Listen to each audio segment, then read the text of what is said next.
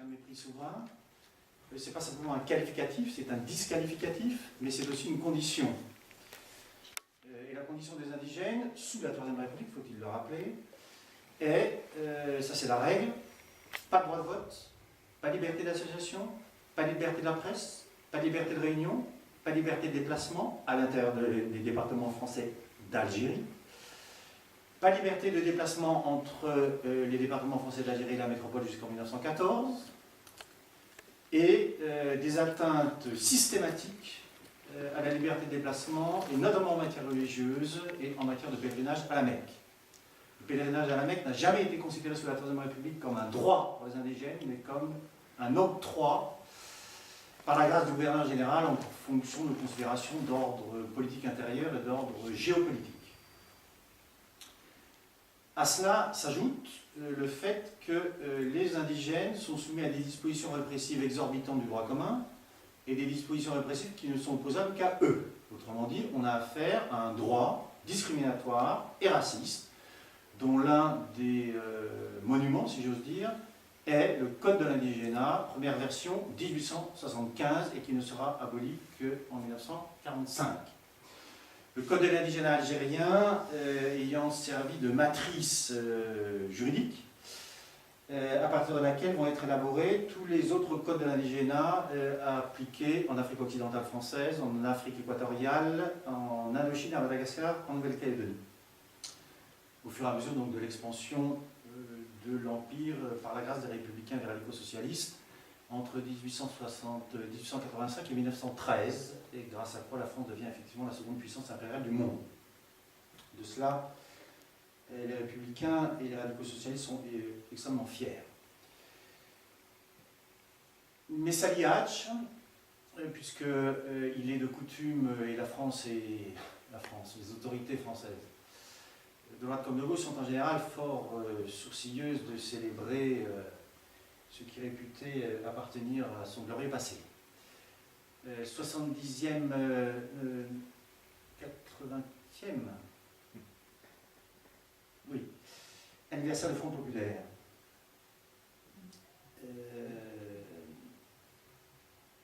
Rappelez que Messali Hadj, dont il est fait mention là, créé à Paris, ce qui est l'ancêtre de l'étoile du PPA, et l'étoile nord-africaine, il l'a créé dans un café à Nanterre.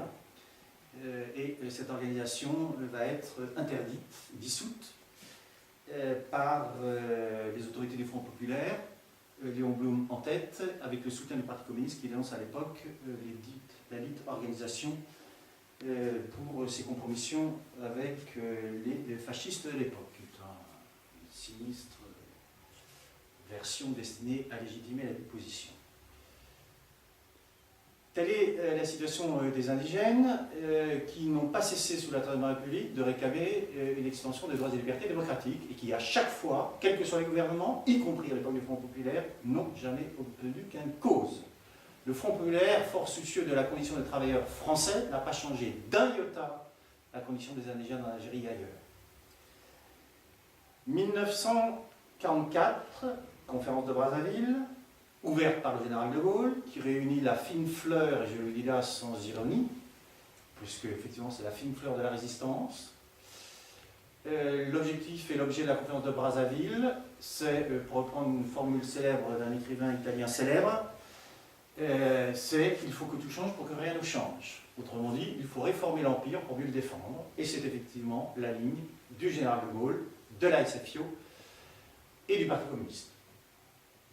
Il faut que tout change pour que rien ne change, parce que tous font l'analyse que si la France veut redevenir une grande puissance européenne, une grande puissance mondiale, il faut, comme le dit Pierre Messmer, qu'elle retrouve et elle conserve l'intégrité de son empire, lequel va devenir Union française, c'est beaucoup plus chic.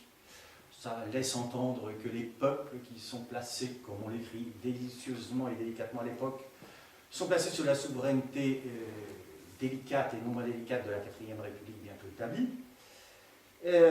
Et donc les massacres de 1945, ce n'est pas un coup de tonnerre dans un ciel serein, c'est l'application, pour la première fois, des décisions politiques prises à Brazzaville. L'Empire doit être défendu quoi qu'il en coûte.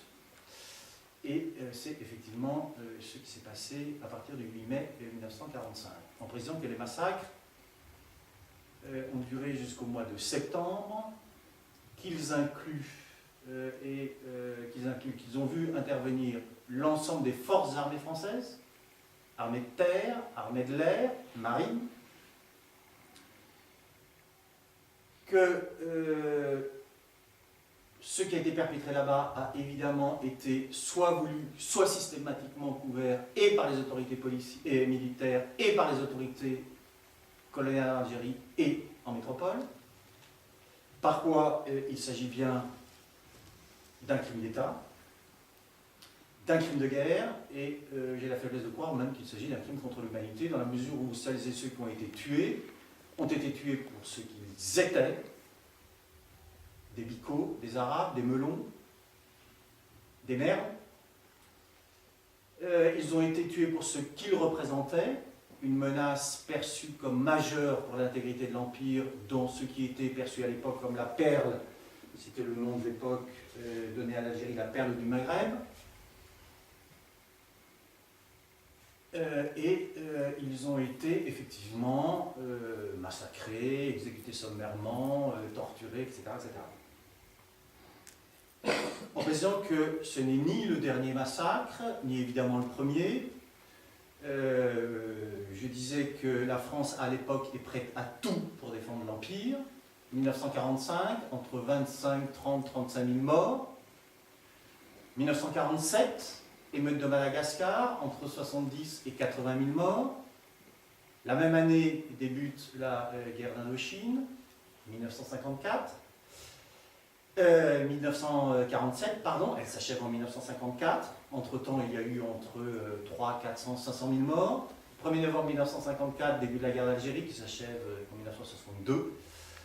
Entre 3 et 400 000 morts. Globalement, les historiens estiment que les guerres coloniales qui, globalement, n'ont pas cessé dans un point ou l'autre de l'Empire après 1945, ont fait, au bas mot, 1 million de morts, soit 300 ou 400 000 de plus que la totalité des victimes militaires et civiles au cours de la Seconde Guerre mondiale en France.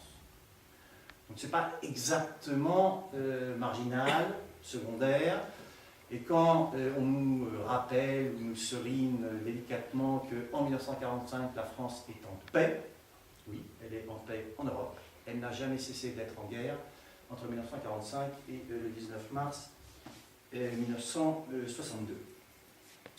Le tout couvert par le pouvoir gaulliste, par la SFIO, elle-même convertie depuis fort longtemps à l'Empire, Léon Blum tenant des discours qui n'ont rien à envier antérieurement à ceux de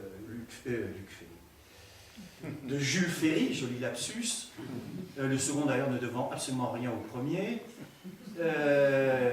Léon Blum pouvant déclarer en 1925 lors d'un débat à l'Assemblée nationale relativement au crédit de guerre accordé à l'armée française pour la guerre du Rif.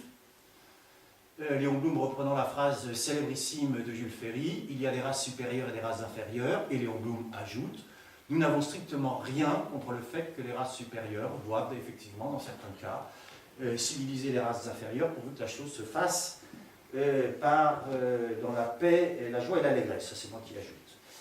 Moyennant quoi, la SFIO de l'époque ne vote pas contre les crédits de guerre au Maroc, mais se contente de s'abstenir. Ceci pour dire que ce n'est pas simplement une conversion marginale et secondaire de la SFIO, c'est une conversion très profonde et que Léon Blum partage, comme Jules Ferry avant et comme l'écrasante majorité du personnel politique, administratif, juridique, professoral à la Troisième République, une conception hiérarchisée du genre humain qui veut que les Arabes et les Nègres appartiennent assurément au genre humain, mais qu'ils sont aussi assurément humains, qu'ils sont absolument inégaux par rapport aux Blancs. Ce qui justifie évidemment la condition de mineurs politiques des indigènes dans l'Empire.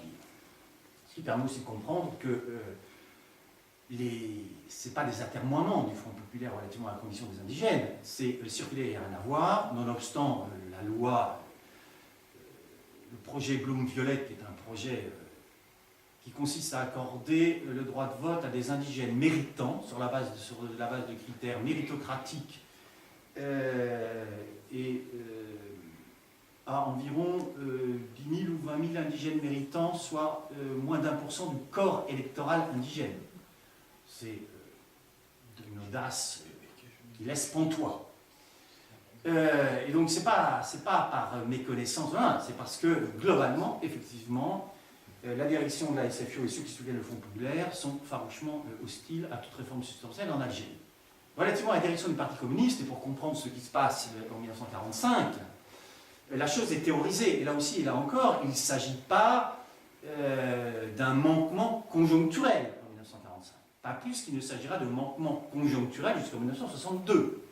En 1939, Maurice Thorez théorise, relativement au peuple algérien, que ce peuple algérien est un peuple en formation. La phrase peut paraître secondaire, elle est absolument essentielle. Parce que qui dit peuple en formation veut dire pas complètement peuple, pas totalement peuple. Et la conséquence de cela étant que ce peuple en formation ne peut évidemment pas, immédiatement, dans l'immédiat en tout cas, revendiquer le droit des peuples à disposer d'eux-mêmes. Et que cela doit se faire sous l'autorité et l'égide de la France très républicaine. À quoi Maurice Thorez ajoute, reprenons un slogan ou un mot d'ordre, ou enfin peu importe, une formule, en tout cas, je ne sais si elle est de Lénine ou de Staline, disant le droit au divorce n'implique pas l'obligation de divorcer, c'est très clair. Il est hors de question, effectivement, relativement à l'Algérie, en tout cas, que ceux-là, indigènes, puissent effectivement accéder à l'indépendance. D'ailleurs, quand on le souligne, c'est très intéressant ce que dit Joël Aboulker, député en 1945 et futur cardiologue, parce qu'il met le doigt sur quelque chose qui est souvent peu remarqué, c'est qu'en 1945, les indigènes deviennent des citoyens français, nonobstant la surreprésentation des Français d'Algérie et la sous-représentation de ceux qu'on appelle sous la 4e République, dans la langue officielle de la République, dans tous les textes politiques et juridiques, administratifs. Alors même que la 4e République vient d'inscrire dans le préambule des institutions qu'elle condamne évidemment relativement à ce qui s'est passé pendant la Seconde Guerre mondiale, toute discrimination de quelque origine que ce soit, et qu'elle respecte, bien sûr, mais ça va mieux en le disant, le principe de laïcité. Et comment sont nommés ceux qu'on ne peut plus nommer indigènes, parce que c'est lié aussi à un statut, qu'ils ne sont plus indigènes au sens politico-juridique du terme, mais maintenant citoyens français, on les appelle les Français musulmans d'Algérie.